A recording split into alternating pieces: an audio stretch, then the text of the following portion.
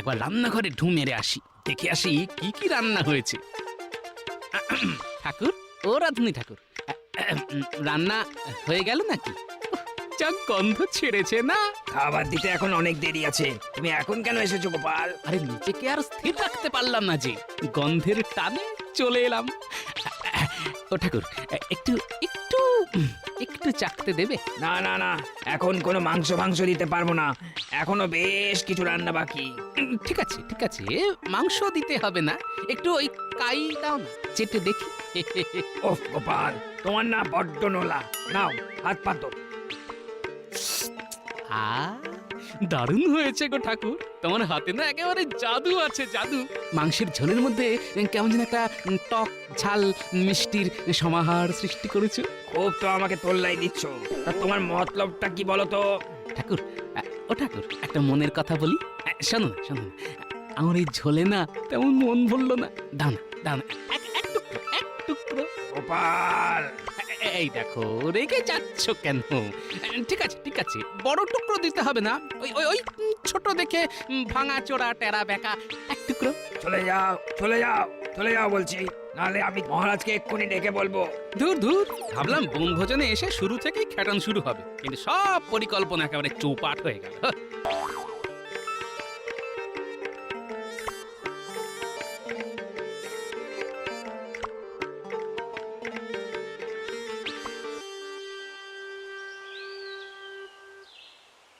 সারা দিন ভিক্ষে করেও দুমুঠো চালের বেশি কিছুই পেলাম না।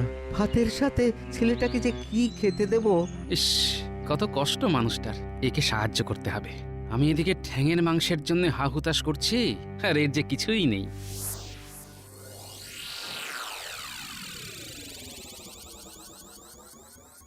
পাস, ঠাকুর রান্নাঘরে নেই, নিশ্চয়ই অন্য কোনো কাজে গেছে। এই সুযোগে আমি আমার কাজটা শুরু করে দিই।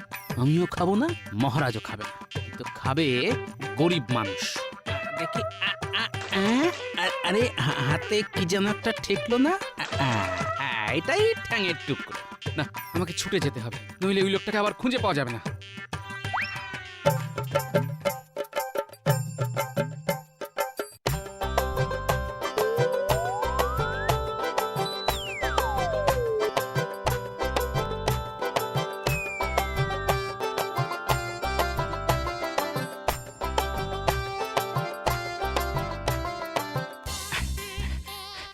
ওই তো ওই তো ওই তো ওই লোকটা।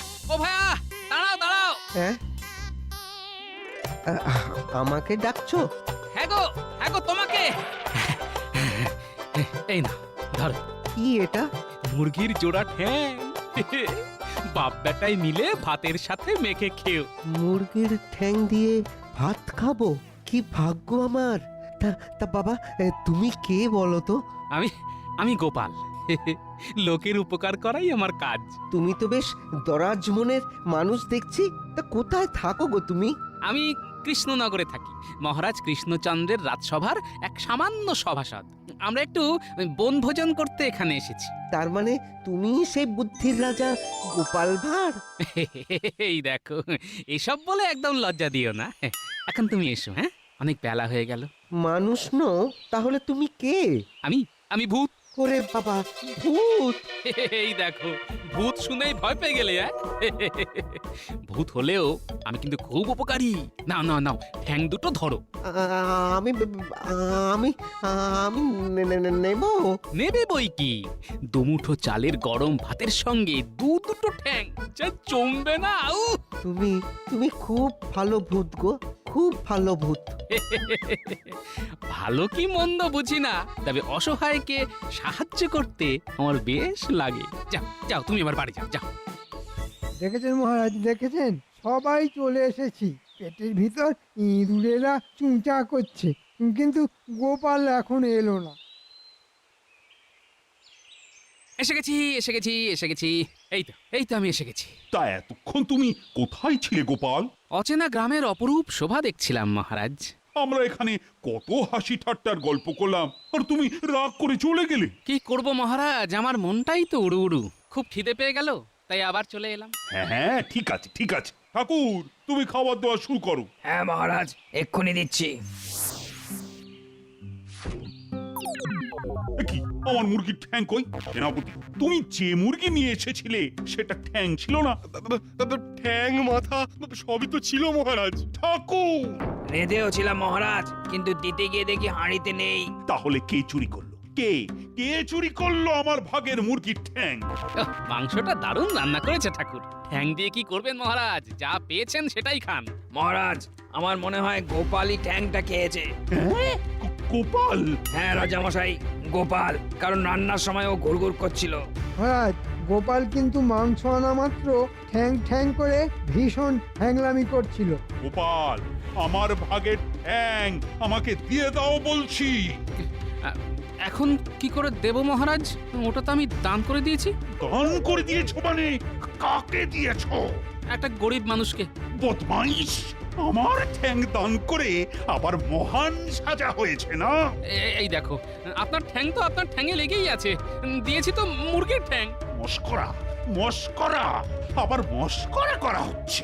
দাঁড়াও দাঁড়াও, দেখাচ্ছি মজা। ওরে বাবারে, মহারাজ খেপে গেছে। পাত নিয়ে পালাই। গোপাল, গোপাল দাঁড়াও, দাঁড়াও বলছি। ঠাকুর, ঠাকুর, আজকে রাতে শুধু নিরামিষ হবে, শুধুই নিরামিষ। হ্যাঁ, হ্যাঁ নয়, হ্যাঁ, আমার ভাগের খাবার দিয়ে পরোপকার করা হচ্ছে, পরোপকার। তাড়িয়ে দিন না মহারাজ, গোপালকে এখান থেকেই তাড়িয়ে দিন।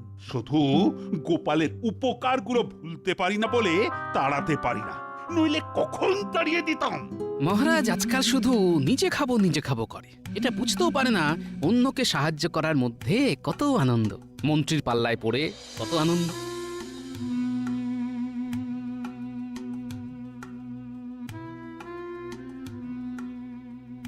এ বাবা, ওর পরনের কাপড়টা কি ছেঁড়া। একেও একটু সাহায্য করা যাক।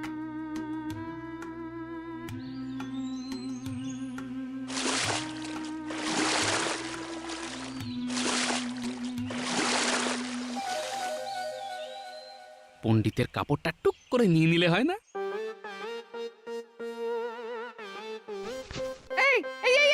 এই গোপাল, আমার কাপড় টেনে নিচ্ছ কেন? একজনকে সাহায্য করতে হবে যে। কাকে? যার পরনে ছেঁড়া কাপড় তাকে। তাহলে আমি কি পরবো? আপনার তো অনেকগুলো আছে, যেটা ইচ্ছে সেটা পড়ুন। কিন্তু এখন তো কাপড় পরে নেই। জল থেকে উঠে লজ্জা নিবারণ করবো কি করে? এই নিন, কচু পাতায় লজ্জা ঠেকে বাড়ি চলে যান। চললাম পণ্ডিত মশাই। গোপাল, ভালো করলে না কিন্তু। গোপাল, গোপাল খুব খারাপ করলে, খুব খারাপ করলে। এ কি কাণ্ড রে বাবা, গাছ থেকে কাপড় পড়লো। গাছ থেকে পড়েনি কাকু, আমি ফেলেছি। তুমি ফেললে? তুমি ছেঁড়া কাপড়ে কষ্ট পাচ্ছিলে, তাই একটু সাহায্য করলাম। আর তুমি খুব ভালো। এবার তা বাবা, তুমি কে? গোপাল, গোপাল ভাঁড়। গোপাল? হ্যাঁ, কৃষ্ণনগরের মহারাজের সামান্য এক সভাসদ।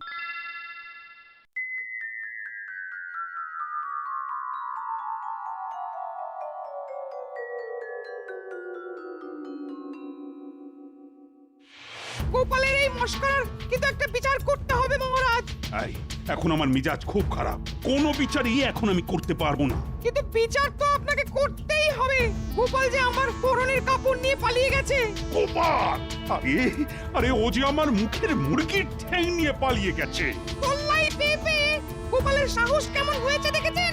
আমার পরনের কাপড়, আপনার মুখের খাবার সব নিয়ে পালিয়েছে। না না না না, গোপালকে ধরে উত্তম উত্তম দলাই দেওয়া দরকার।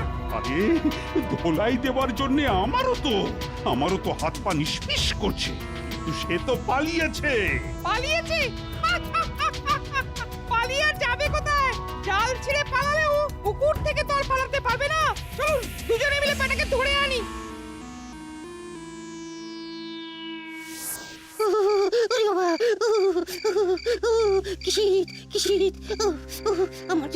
আমার যদি একটা মোটা জামা থাকতো।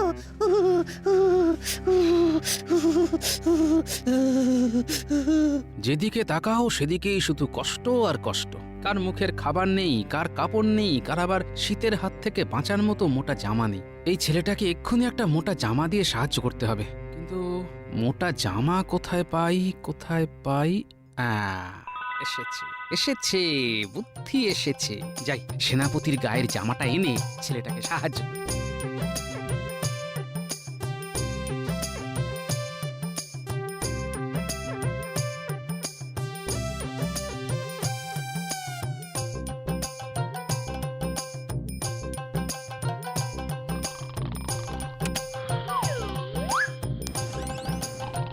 বাহ, দারুণ। এই ঘুমের মধ্যেই সেনাপতির গা থেকে জামাটা খুলে নিতে হবে। না না, এভাবে হবে না। উল্টে টানাটানিতে সেনাপতির ঘুম ভেঙে যেতে পারে। একটা কাঁচি বা ছুরি কিছু লাগবে। যাই, রান্নাঘরে পেয়ে যাব।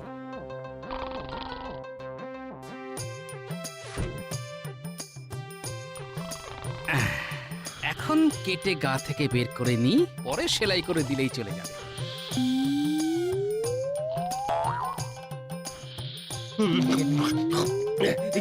কে রে? এ গোপাল, এটা তুমি কি করেছো? আমার জামা কেটেছো কেন? সাহায্য, মহারাজ তো আর কাউকে সাহায্য করলো না, তাই আমিই করছি। করাচ্ছি তোমায় সাহায্য। প্রথমে সকালে মহারাজের মুরগির ঠ্যাং, তারপর পণ্ডিতের কাপড়, আর এখন আমার গায়ের মোটা জামা। আজ তোমাকে ছাড়বো না, পাজি হতভাগা। আমার অমন ভালো জামাটার পিন্ডি একেবারে চটকে ছেড়ে দিলে। আরে আরে, খেপে যাচ্ছ কেন সেনাপতি? এত বয়স হয়েছে, তবু বুঝলে না আর তোকে সাহায্য করা কত ভালো। আগে তো তোমাকে উচিত শিক্ষা দিই, তারপর বুঝবো ভালো না মন্দ। আরে আরে আরে, পালাচ্ছ কোথায়? দাঁড়াও দাঁড়াও বলছি, দাঁড়াও।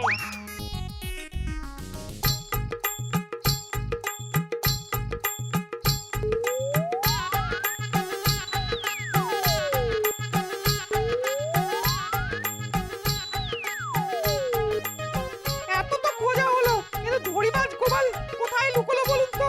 নিশ্চয়ই আবার কোনো লোককে সাহায্য করতে এসেছে। গোপাল গোপাল গোপাল, দাঁড়াও দাঁড়াও বলছি, দাঁড়াও।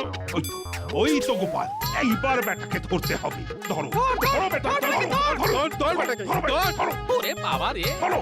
ওরে বাবা, এই বয়সে কি দৌড়টাই না করাচ্ছে, বাপ রে বাপ। উফ, আমার যে জিভ বেরিয়ে গেল।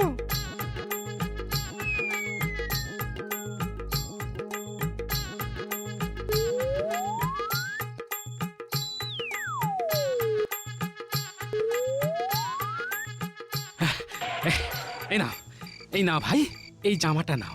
একটু ছেঁড়া আছে, সেলাই করে নিজের মাপের মতো করে নিও। তোমার তো খুব কষ্ট, আমি এর থেকে আর বেশি কিছু করতে পারলাম না ভাই। তুমি তো ভগবান। ও, আজ অব্দি আমাকে কেউ এতটুকু সাহায্য করেনি। এই প্রথম কারোর থেকে সাহায্য পেলাম। আমি তোমাকে একটা প্রণাম করতে চাই। ধুর পাগল, মানুষ মানুষের পাশে দাঁড়াবে না তো কে দাঁড়াবে বলো? আমার নাম গোপাল, কৃষ্ণনগরে বাড়ি। তোমাদের গ্রামে অনেকেই খুব গরিব, তাই যদি কারো কোনো সাহায্যের দরকার হয় আমাকে জানিও। হ্যাঁ, আমি নিজের সামর্থ্য মতন সাহায্য করব, কেমন? এ কি, আপনারা চলে এসেছেন? মহারাজ, আমি জানি আমি অনেক পাপ করেছি, যা শাস্তি দেওয়ার দিন আমাকে। দরকার হলে আমার 1 মাসের বেতন কেটে নিন, কিন্তু মহারাজ, এই গরিব মানুষটার কাছ থেকে দয়া করে জামাটা কেড়ে নেবেন না মহারাজ। সত্যি সত্যি গোপাল, ধন্য তুমি। আমি তোমাকে ভুল বুঝেছিলাম, আর এখন তুমি আমার চোখ খুলে দিলে। সেনাপতি, তোমার জামা।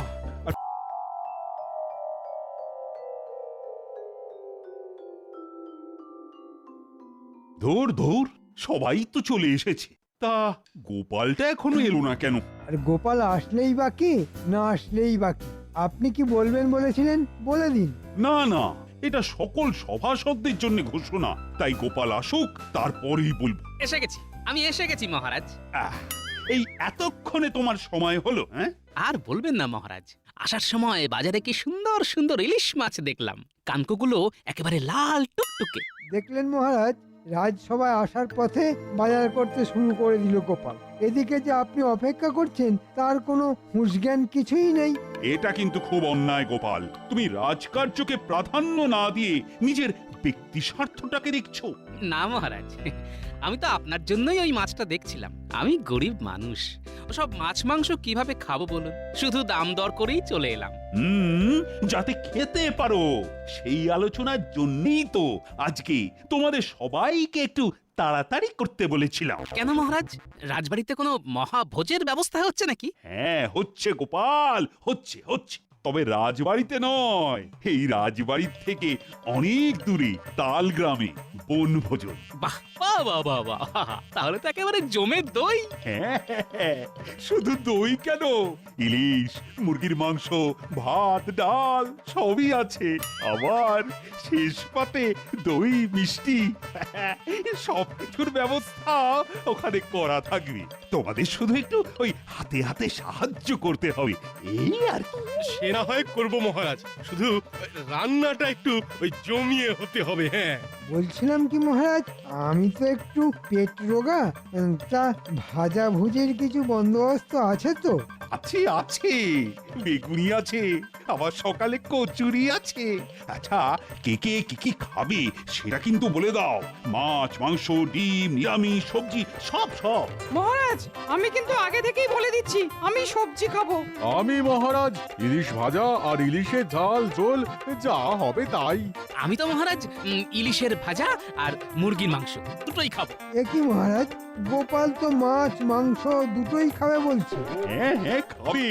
যে যা খাবে বনভোজনে তাকে তাই খাওয়ানো হবে। শুধু একটাই কথা, বনভোজন সেরে আসার পরে তোমাদের সবাইকে মন দিয়ে কাজ করতে হবে। হ্যাঁ মহারাজ, আমি তো একেবারে হৃদয় উৎসর্গ করে দেব। তা বনভোজন কি একদিনের জন্যই হবে? না না, একদিন নয়, 3 দিনের জন্য হবে। আমরা তো ওখানেই থাকবো, জঙ্গলের ধারে থাকার জায়গার সমস্ত বন্দোবস্ত থাকবে। মহারাজ, আমার একটা কথা ছিল। কি কথা? সবাই তো মোটামুটি বললো কে কি খাবে, কিন্তু আপনি তো বললেন না। আরে, আমিও তোমার মতো ইলিশ মাছ ভাজা আর মুরগির মাংস, বিশেষ করে মুরগির ঠ্যাং দুটো আমার জন্য বলে রাখবো ঠাকুরকে। বাহ, দুটো ঠ্যাংই আপনি খাবেন? ভালো ভালো। কি হলো গোপাল, কি ভাবছো? কিছু বলবে তো বলো। না মহারাজ, কিছু না কিছু না।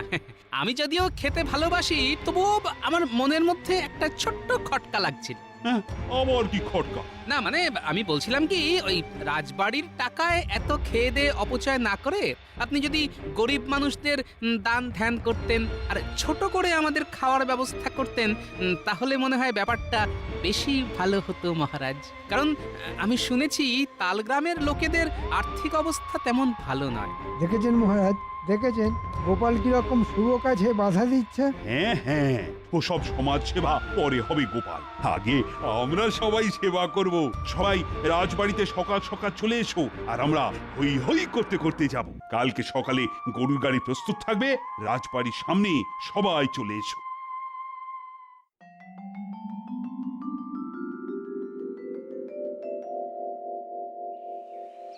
ব্যাস, এই তো সবাই চলে এসেছো তোমরা।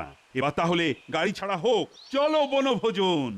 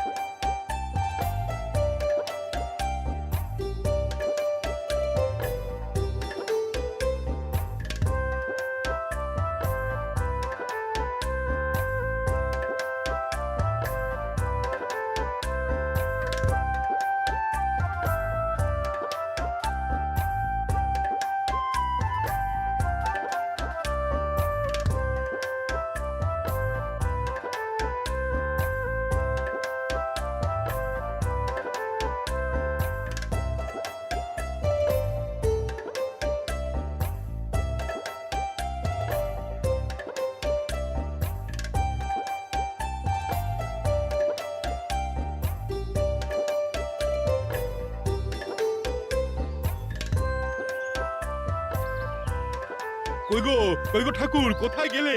বনভোজনের জন্য এক ঝোলা মুরগির মাংস নিয়ে এসেছি। বাহ বাহ বাহ বাহ বাহ, মাংস চলে এসেছে। বাহ বাহ বাহ বাহ বাহ, খুব ভালো কাজ করেছেন। এবার জমিয়ে কষিয়ে রেঁধে ফেলবো। যাও যাও সেনাপতি, তুমি ঠাকুরের সাথে রান্নাঘরে চলে যাও। আচ্ছা মহারাজ। রান্নাটা হতে বাকি, তারপরে শুধু আমি চেটে পুটে লুটে খাবো।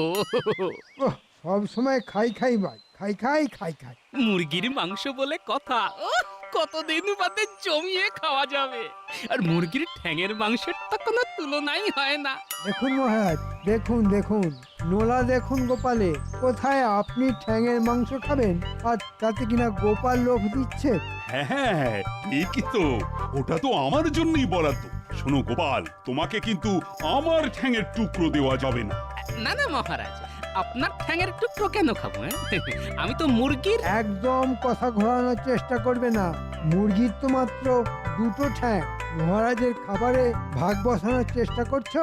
আর ওই দুটো ঠ্যাংই আমাকে দিতে হবে, না হলে কিন্তু খুব খারাপ হয়ে যাবে। এ বাবা, দুটো ঠ্যাংই মহারাজ খাবেন কেন? একটা আমাকে দিলে হয় না? এই গরিবের মুখছে। না, হয় না। ধুত্তেরি, ভালো লাগে না। এ কি, গোপাল চলে গেল যে? আমরা তো ভাবলাম একটু গানের লড়াই খেলবো, হাসি মজা হবে। এত গোপালকে নিয়ে ভাববেন না মহারাজ, ও যেখানে খুশি যাক, আমি তো আছি। ও, এই মৌকায় আমি আমার ব্যক্তি সত্তাকে একটু ভালো দেখিয়ে দিই।